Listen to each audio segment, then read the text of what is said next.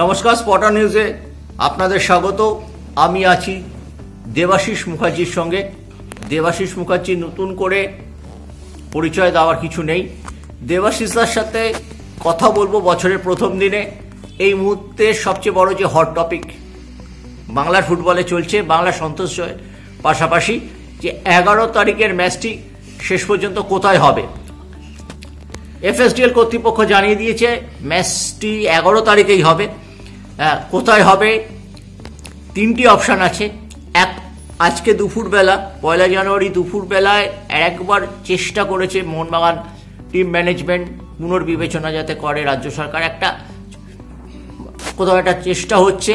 পাশাপাশি বাইরে চলে যাওয়ার সম্ভাবনাই বেশি। সেক্ষেত্রে নয় কলিঙ্গ স্টেডিয়ামে হবে ভুবনেশ্বরে কিংবা জামশেদপুরে।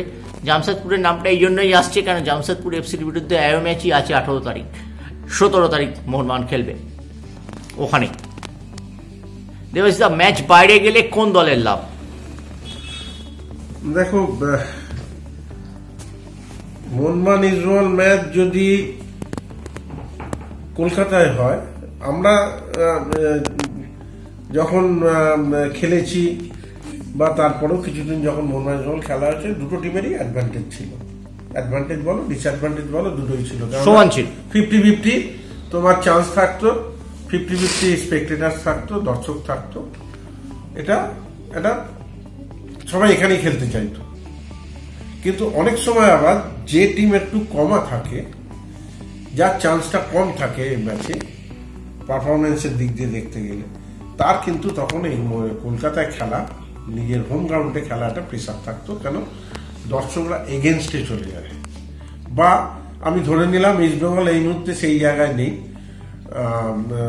দারুণ কিছু খেলছে না, আস্তে আস্তে কামব্যাক করছে, কিন্তু দারুণ কিছু ফর্মে নেই। কিন্তু মোহনবাগান সেখানে টপে রয়েছে, এই মুহূর্তে টপে রয়েছে। 2-3টে প্লেয়ার না খেললেও মোহনবাগানের রিজার্ভ বেঞ্চ এত ভালো যে ঠিক ঘুরিয়ে ফিরিয়ে টিমটা দাঁড়িয়ে যাচ্ছে এবং উইন করে বেরিয়ে যাচ্ছে। এবং বিশেষ করে দুটো উইং মোহনবাগানের ভীষণ স্ট্রং এই মুহূর্তে, লিস্টন কোলাসো আর মানবি দারুণ খেলছে দুজনে। মানে এদের স্পিড, এদের ড্রিবলিং বলো, এদেরকে আটকাতে হিমশিম খাচ্ছে যে কোনো টিমের উইং ব্যাকেরা।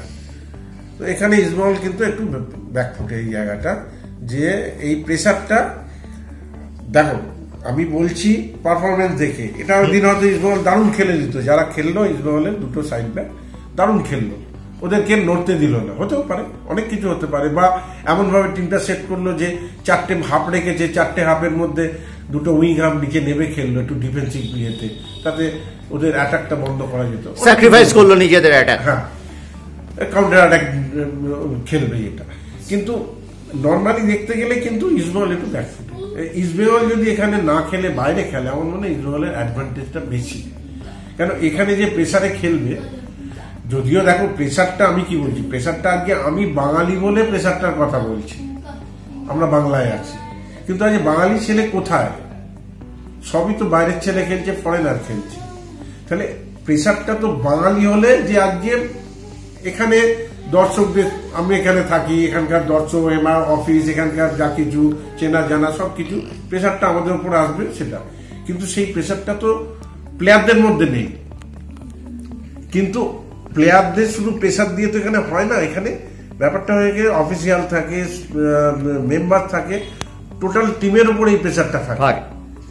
যে কারণে অনেক প্লেয়ারকে আমরা দেখেছি মোহনবাগান ইস্টবেঙ্গলে ভালো খেলতে পারছে না, কিন্তু অন্য টিমে গিয়ে, অন্য প্রভিন্সের টিমে গিয়ে দারুণ খেলছে। বেশ কিছু প্লেয়ার আছে, বেশ কিছু প্লেয়ার এবং ঘটেছে।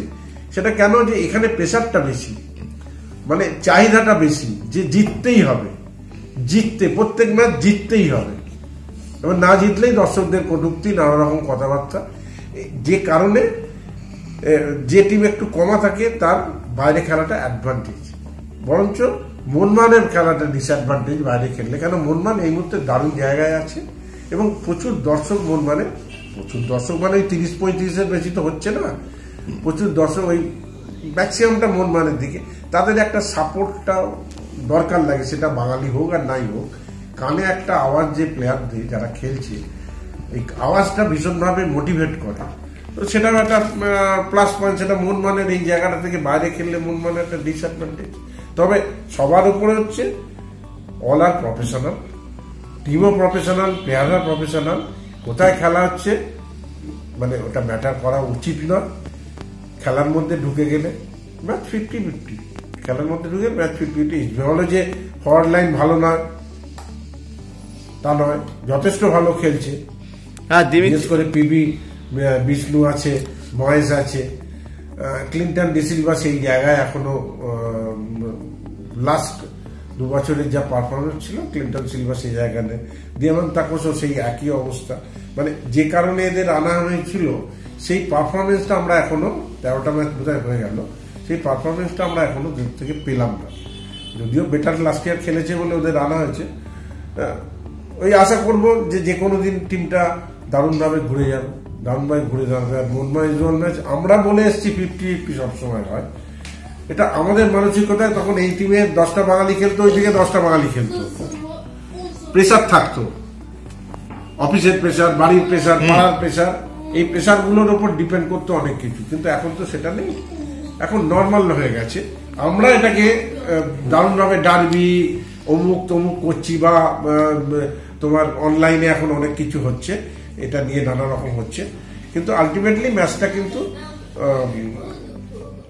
প্রফেশনাল দুটো টিমের মধ্যে খেলা হবে এবং তারা প্রত্যেক ম্যাচকে আলাদাভাবে দেখে। প্রত্যেক ম্যাচই তাদের কাছে সমান। মোহনবাগান বলে ইস্টবেঙ্গলের কাছে আলাদা না, বা ইস্টবেঙ্গল বলে মোহনবাগানের কাছে আলাদা না, নর্মাল ম্যাচ হবে। বেশ কিছু মানুষ বঞ্চিত হবে কলকাতায় শেষ পর্যন্ত খেলাটা না হলে। অবশ্যই এটা ভীষণভাবে, মানে এখানকার আর তো তোমার আই লিগ ছাড়া, আইএসএল ছাড়া তো মোহনবাগান ইস্টবেঙ্গলের কোনো চান্স নেই। আগে যেমন কলকাতা CFL এদের চান্স থাকতো, সেইটা নেই।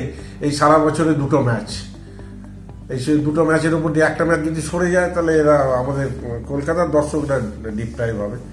না হলে ভালো হতো, জানি না এদের টেকনিক্যাল কিছু প্রবলেম আছে যে কারণে পুলিশ পারমিশন দেয়নি। আশা করবো এগুলো অ্যাডজাস্ট করে নিলে ভালো হয়, জানি না ফিউচার কি হবে এটা।